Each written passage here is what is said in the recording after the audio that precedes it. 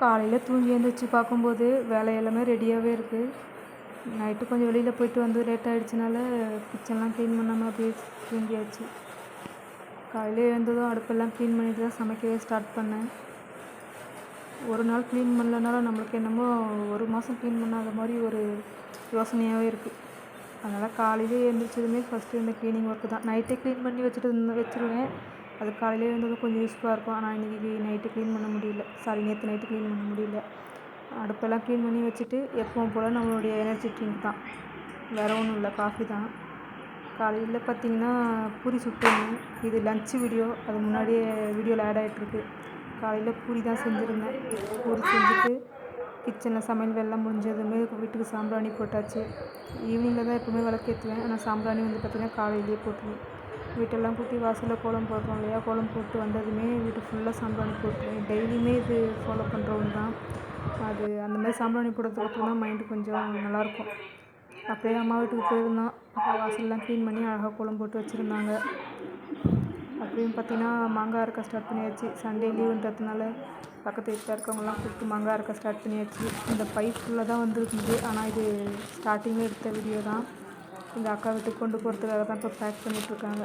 2 மரம் இருக்குது. 2த்துமே வேறு வேறு மாங்காய். அது எனக்கு பேர் தெரியல. இந்த மாங்காய் ஒரு மாங்காய் குண்டாக இருக்கும், ஒரு மாங்காய் வந்து பார்த்திங்கன்னா ஷேப் நீட்டாக அந்த ஒட்டு மாங்காய் மாதிரி இருக்கும். ஆனால் டேஸ்ட் வந்து 2மே நல்லாவே இருக்கும். போன வாட்டியோட இந்த வாட்டி மாங்காய் கொஞ்சம் கம்மி தான். போன வாட்டி நிறைய காய் இருந்தது. 3 பை 4 சாக்கு பை ஃபுல்லாக எடுத்துகிட்டு போனோம். இந்த வாட்டி வந்து பார்த்திங்கன்னா ஒரு பையும் அதில் கொஞ்சம் பாதியம் தான் கிடச்சிது. இந்த வாட்டி காற்று நிறைய, எல்லாமே காற்றுல கொட்டிட்டு போயிடுச்சு. இதுதான் காலையில் செஞ்ச டிஃபன், பூரியும் உருளைக்கிழங்கும்.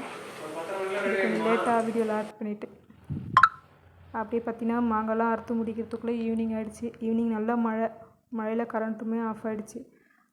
எடுத்துகிட்டு வந்த மாங்காய் எல்லாம் காற்றோட போட்டாச்சு. ஏன்னா அறுத்தோட அந்த பால் வந்து பையில் போட்டு வச்சுருந்தோம்னா எல்லா மாங்காயிலையும் ஒரு மாதிரி ஸ்மெல் வர ஆரம்பிச்சிடும்.